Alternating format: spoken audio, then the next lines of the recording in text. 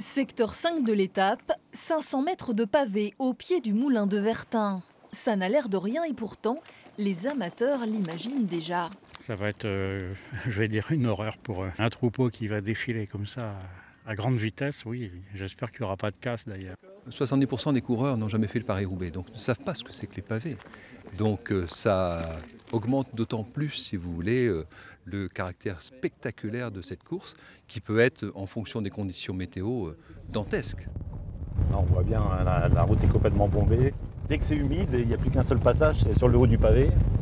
Et là, ça devient vraiment délicat, quoi. Aux manettes du parcours, Thierry Gouvenou. Il a couru 12 fois le Paris-Roubaix et le dessine depuis 2004.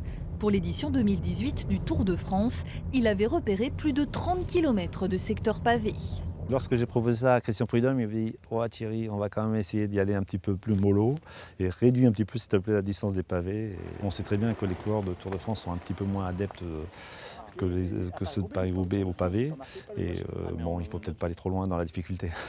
Arras-Roubaix, ce sera donc 154 km à dérouler et 15 secteurs pavés au total.